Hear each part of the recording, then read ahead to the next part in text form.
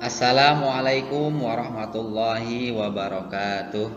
Innal hamdalillah nahmaduhu wa nasta'inuhu wa nastaghfiruh wa na'udzu billahi min syururi anfusina wa min sayyiati a'malina. May yahdihillahu fala mudhillalah wa may yudhlilhu fala hadiyalah. Wa asyhadu an la ilaha illallah wahdahu la syarikalah wa asyhadu anna Muhammadan abduhu wa rasuluh.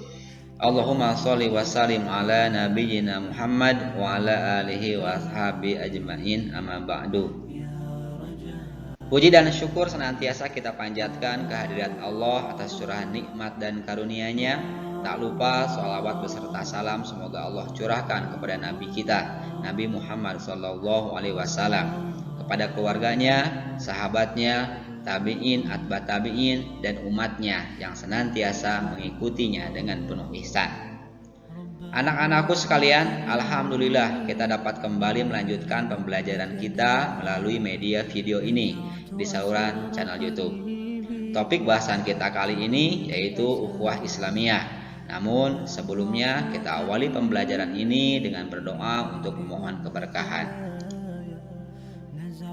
Allahumma inni as'aluka ilman nafi'an wa rizqan thayyiban wa amalan mutaqabbala. Ya Allah, sesungguhnya aku memohon kepadamu ilmu yang bermanfaat, rizki yang baik, dan amal ibadah yang diterima. Amin. Ukhuwah Islamiyah. Antara ukhuwah Islamiyah versus silaturahmi, apakah kedua kata tersebut sama ataukah berbeda? Ukhuwah Islamiyah dan silaturahmi, kedua kata atau istilah ini telah menjadi bahasa kita dan merupakan kata serapan dari bahasa Arab. Kedua kata tersebut merupakan istilah syar'i yang sesungguhnya memiliki makna dan peruntukan yang berbeda. Namun, dalam bahasa dan budaya kita, dua istilah syar'i ini menjadi tidak ada bedanya. Dari satu sisi, seolah-olah ukhuwah Islamiyah merupakan tujuan dan silaturahmi adalah jalannya.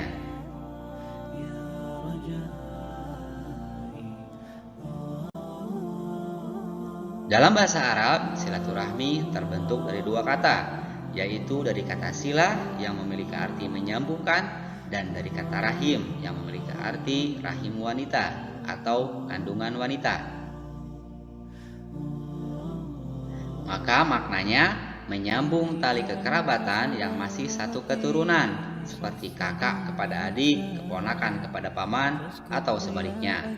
Jadi bisa kita simpulkan bahwa silaturahmi dalam syariat Islam adalah menyambung persaudaraan atau ikatan yang memiliki pertalian darah atau keturunan, atau sering kita sebut dengan nasab.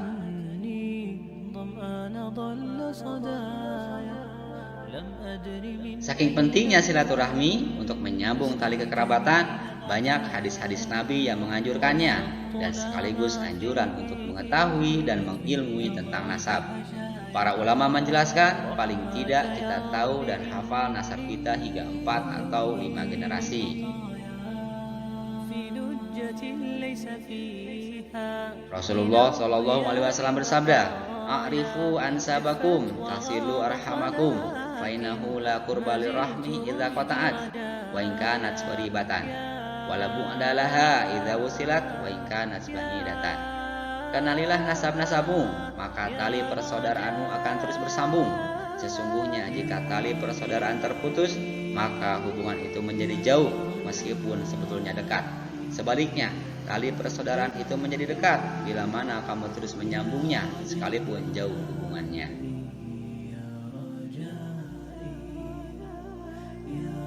Dalam budaya kita, hal ini tidak lumrah. Maka tak ayal di antara kita ada yang tidak tahu bahwa si fulan itu masih saudara satu turunan dengan kita. Untuk menggambarkan hal ini, orang Sunda memiliki istilah paremun obor.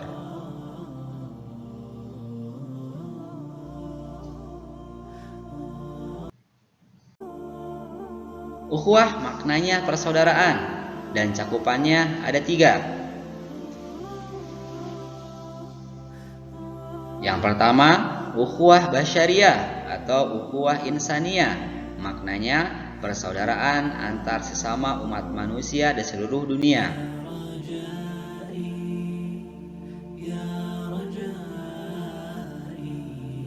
Allah Subhanahu wa taala berfirman dalam surat Al-Hujurat ayat 12 dan 13, "Ya ayyuhalladzina amanu jtanibu katsiran minadh-dhann inna ba'dadh-dhanni ismun wa la tajassasu wa la yaktab ba'dukum ba'dha ayuhibbu ahadukum ayyakula lahma akhihi maitan fakarihtumu wattaqullaha innallaha tawwabur rahim." Wahai orang-orang yang beriman, jauhilah banyak dari prasangka. Sesungguhnya sebagian prasangka itu dosa. Dan janganlah kamu mencari-cari kesalahan orang lain. Dan janganlah ada di antara kamu yang menggunjing sebagian yang lain. Apakah ada di antara kamu yang suka memakan daging saudaranya yang sudah mati? Tentu kamu merasa jijik. Dan bertakwalah kepada Allah. Sesungguhnya Allah Maha Penerima Taubat, Maha Penyayang. Kemudian di ayat 13-nya, "Ya ayyuhan nasu inna khalaqnakum min dzakari wa unsa wa ja'alnakum syu'uban wa qabaila lita'arafu inna akramakum indallahi atqakum innallaha alimun khabir." Wahai manusia, sungguh kami telah menciptakan kamu dari seorang laki-laki dan seorang perempuan. Kemudian kami jadikan kamu berbangsa-bangsa dan bersuku-suku agar kamu saling mengenal. Sesungguhnya yang paling mulia di antara kamu di sisi Allah ialah orang yang paling bertakwa. Sungguh Allah mengetahui lagi Maha Teliti.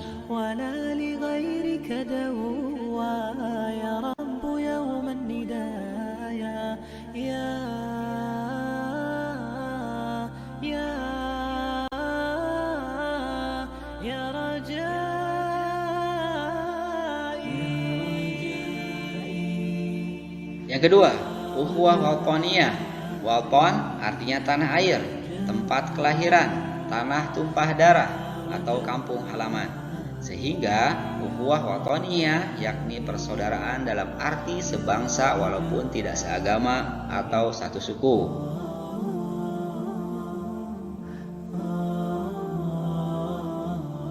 Al-Quran menggarisbawahi bahwa perbedaan merupakan keniscayaan, seperti yang tercantum dalam surat Al-Maidah ayat 48.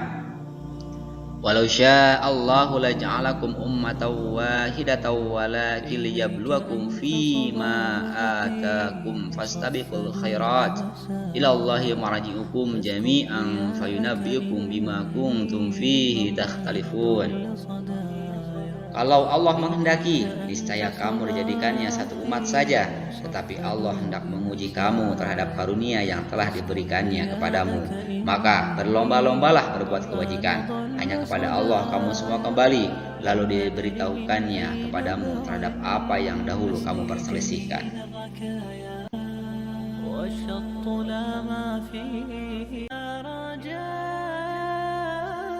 Yang ketiga, ukhuwah Islamiyah mengandung arti persaudaraan yang bersifat keislaman atau persaudaraan antar sesama pemeluk Islam, persaudaraan atas landasan iman.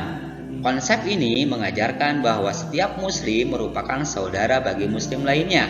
Seorang muslim harus menganggap muslim lainnya sebagai saudaranya tanpa memandang latar belakang keturunan, kebangsaan, atau pertimbangan-pertimbangan lainnya.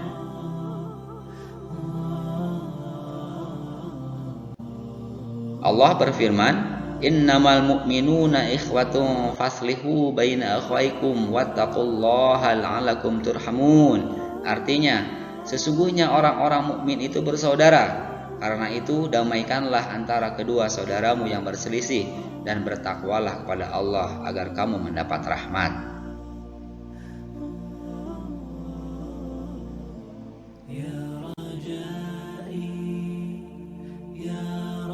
Ukhuwah Islamiyah diikatnya oleh iman. Karena imanlah maka jadi bersaudara. Bila tidak ada iman maka tidak ada persaudaraan. Karena sesama mukmin itu bersaudara, maka wajib memiliki rasa cinta, wajib memiliki rasa sayang. Bila tidak ada rasa cinta dan sayang sesama muslim, maka tidak ada ukhuwah. Kenapa demikian? Karena berarti kurang imannya. Karena salah satu perwujudan iman adalah rasa cinta kepada sesama mukmin. Rasulullah SAW bersabda, la tadkhulul jannah hatta tu'minu, la tu'minu hatta tahabu. Tidak akan masuk surga hingga kalian beriman, dan tidaklah disebut beriman sehingga kalian saling mencintai, saling mengasihi. Jadi kunci surga adalah iman, dan perwujudan iman adalah saling mencintai sehingga terjalin ukhuwah Islamiyah. Bila tidak saling mencintai, tidak akan ada rasa bersaudara sesama mukmin, maka imannya tidak sempurna.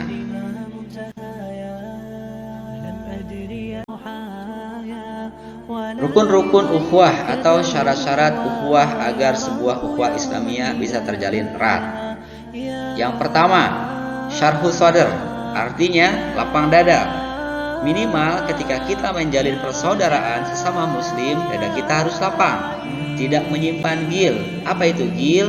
Yaitu menyimpan dendam, sesak, gagal move on, tersinggungan, hasad, iri, dengki, dan sifat buruk lainnya terhadap saudara muslim kita. Yang kedua, ta'aruf, artinya saling mengenal. Indikator minimal saling kenal diantaranya sebagai contoh, mengetahui suara motornya, mengetahui derap langkah kakinya, tahu makanan favoritnya, dan lain sebagainya yang sifatnya mendasar mengarah kepada fisik saudara muslim kita. Yang ketiga, tafahum, artinya memahami karakter dan kepribadian saudara muslim kita. Paham kondisi batin jiwa saudara muslim kita, apakah sedih, bahagia, atau marah. Misal kita mengetahuinya dari raut wajah atau lainnya.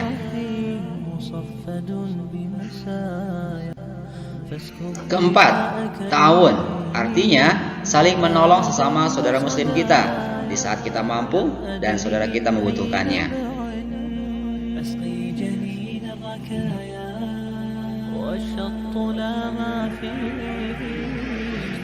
Yang kelima, takaful, artinya saling menanggung beban, baik sifatnya ringan ataupun berat, tentunya di saat kita mampu. Keenam, dan merupakan tingkatan tertinggi, yaitu ithar, artinya mendahulukan kepentingan saudara muslim kita, kendati pun kita pun membutuhkannya. Sebagai langkah awal dari poin-poin tersebut, poin mana yang dapat kita usahakan pertama kali sebagai langkah demi langkah untuk menjadi muslim berakhlakul karimah dalam merajut ukhuwah Islamiyah. Sekian pembelajaran kali ini, mudah-mudahan ada hikmah yang dapat diambil. Insyaallah kita sambung minggu depan. Kita tutup pertemuan kita dengan doa kifarat majlis. Subhanaka Allahumma wa bihamdika asyhadu an la ilaha illa anta astaghfiruka wa atubu ilaik. Assalamualaikum warahmatullahi wabarakatuh.